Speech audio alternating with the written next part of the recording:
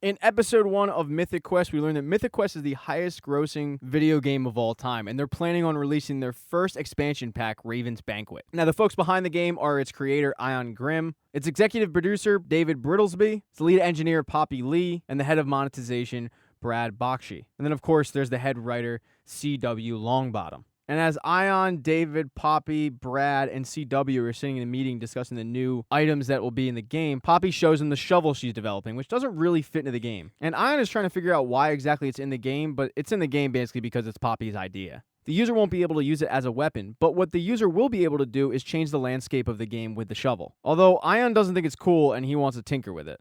Now, one person noticeably absent from this meeting is the executive producer David Brittlesby, who has just hired a new intern, a girl by the name of Joe.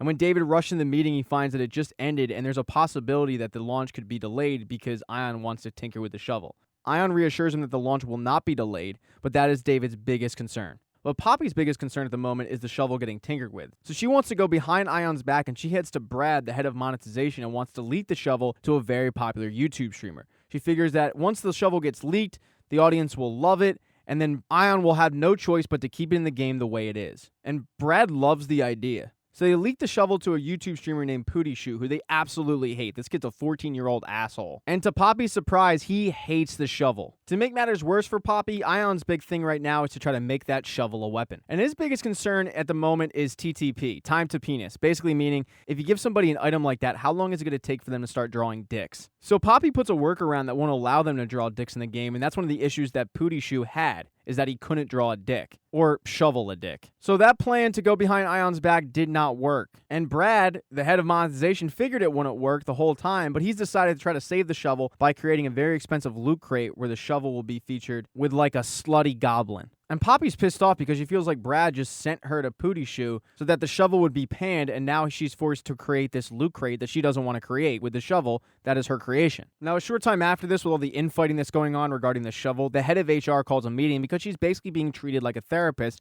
and she's sick of it. She wants them all to hash out their differences, and in this meeting, you have two game testers named Rachel and Dana. And Rachel's pissed off because she feels like her voice isn't heard enough, and Dana doesn't really care, but they start chiming in, which pisses off Ion, but also starts more infighting around the group and what they should do about the shovel. And during this infighting, you find out that C.W. Longbottom, the head writer, won an award, but he won an award in 1979 for science fiction writing, and he was actually discovered by Ion selling chicken at a country fair. And the testers are kind of annoyed by him. And David, the executive producer, is annoyed because Joe is supposed to be his assistant, but she's become Ion's assistant because she's kind of obsessed with him in a very creepy way. Finally, the argument hits a crescendo and Poppy says he's going to want to delay the game, and Ion says, yeah, no, I'm going to need a little more time with it. And this is going to force David to actually make a decision between Poppy and Ion. Delay the game or don't. And after being pressured by both sides, he decides to lock the game and put it out immediately. He's not going to allow Ion to delay the game anymore, and Ion is pissed. So that night, Ion proceeds to continue to work on the game, but Poppy, being the head engineer, got a notice saying somebody was working on the game, and when she goes into the office, she finds Ion there,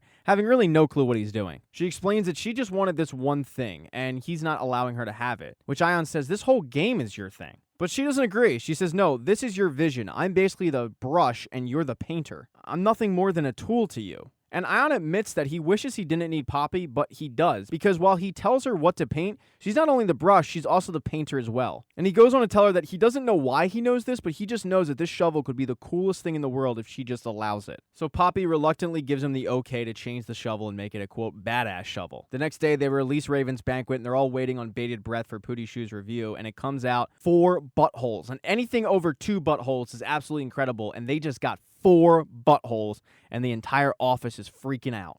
Thank you for watching this recap. If you do not see the next one up in the corner right there on the end screen, don't worry, it'll be up shortly. Please consider following the channel. That'd be cool. If you liked the video, give it a thumbs up, and if you don't, there's a thumbs down button for a reason.